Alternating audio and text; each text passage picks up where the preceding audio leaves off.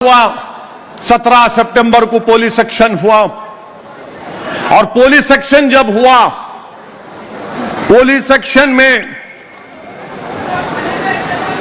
तबाही और बर्बादी, लूटम लाट, औरतों की अस्मत रेजी, बौलियां भर गई थी औरतों की लाशों से।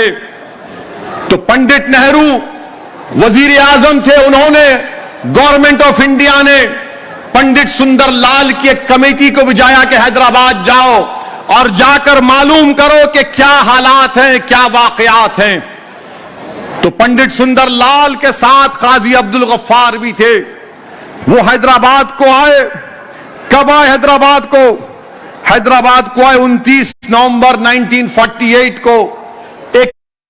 21 दिसंबर तक हैदराबाद की रियासत में रहे। 16 जिलों में से 9 जिलों में उन्हें दौरा किया।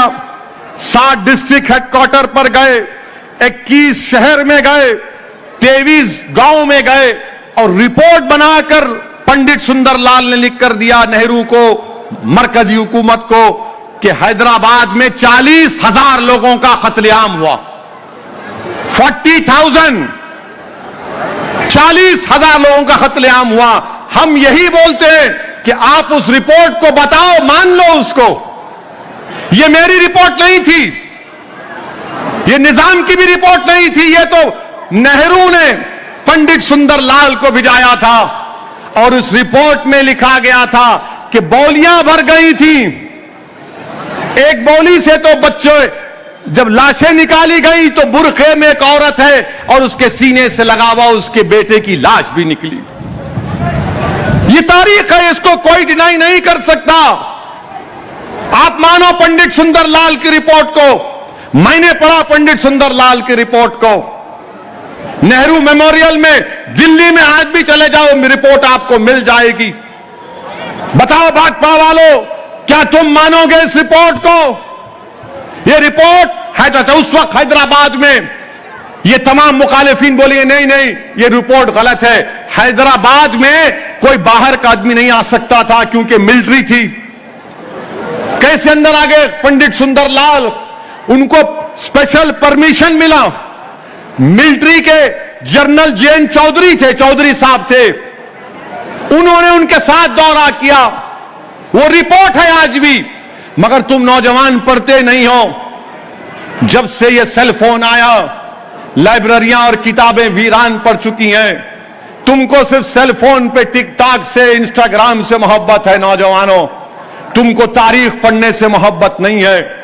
तारीख पढ़ो नौजवानों, मुस्तकबिल तुम्हारा रहने वाला है। पंडित सुंदरलाल की रिपोर्ट में ये सब बातें लिखी गई। अच्छा, फिर ये बोलते नहीं रिपोर्ट झूठ है। रिपोर्ट सच है। और रिपोर्ट की सच्चाई की एक बात आपके सामने पढ़ के सुनाता हूं, सुन लो आप। किसने कहा था ये देख लो आप। नेहरू ने, मैं अंग्रेजी में पढ़ रहा हूं, नेहरू ने चौधरी को 27 दिसंबर 1948 को लिखा। अब जिसको अंग्रेजी आती जरा समझ जाइए, मैं मुख्तसर से तर्जुमा कर दूंगा। नेहरू ने लिखा कि Hyderabad is a big and ticklish problem by itself. It becomes even more important from it are all India implications and even some international implications. It has become the touchstone of our treatment of the minorities, more especially the Muslims.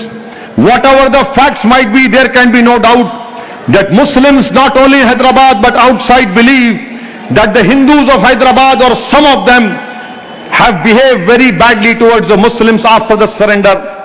The Muslims of Hyderabad are completely down and out. To some extent, this is inevitable because they have suddenly lost the dominating position they had. They cannot get back, but it is highly desirable from the larger point of view to treat them as generously as possible and to make them feel that they have a definite place in the scheme of things. The solution of our minority problem largely depends upon the issue in Hyderabad. फिर नेहरू आगे लिखते हैं, for various reasons Hyderabad has had a particular place in the Middle Eastern countries. This was partly due to certain benefaction that the Nizam's government used to give. For this and other reasons, these Middle Eastern countries took a great deal of interest in Hyderabad. Even other countries in Europe and in America have taken a keen interest. We function thus in Hyderabad on the world stage, and the whole question of our treatment of minorities is the issue.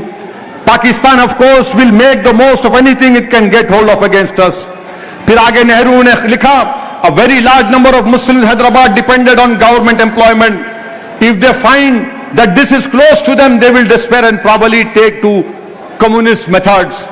फिर नेहरू आगे लिखते हैं, अब ये बड़ा important है,